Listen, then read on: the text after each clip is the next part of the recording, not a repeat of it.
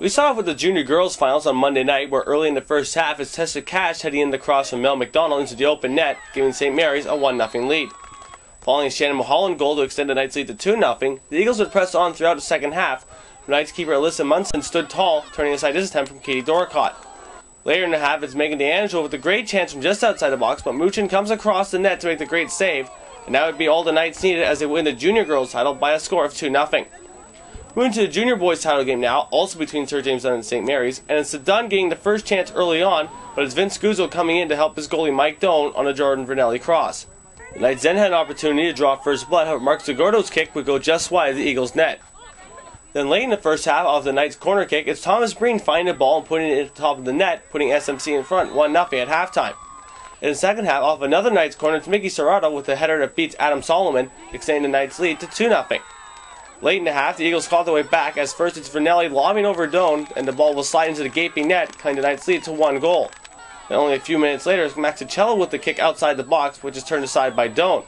However, the Knights are unable to clear the ball, allowing Max Sullivan to cross to Cicello, who heads it right off Vernelli's head, and just like that, SJD ties the game up at 2. Extra time would solve nothing, forcing penalty kicks to decide the winner. First up for the Eagles would be Brandon LaForde, whose shot bounces off the post, and then Dome, putting SJD in front 1-0. The first attempt from SNC would be from Matt Amadio, who ends up backhanding his shot right over the net.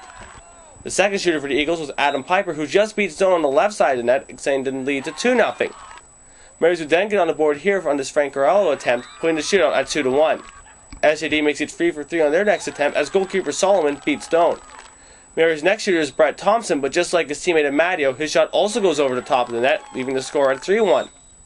After a save by Doan on Cicello kept the Knights alive, it's Bronson Timmer making good on his attempt, cutting the SJD shootout lead to 3-2.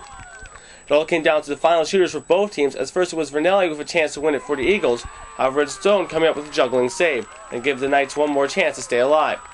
On the ninth attempt, it's Jordan St. Louis finding the back of the net, tying the shootout at 3 and forcing sudden death.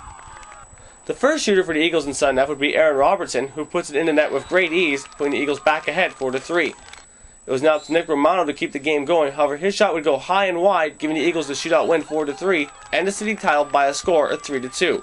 Lucas Pancari for Sioux Sports.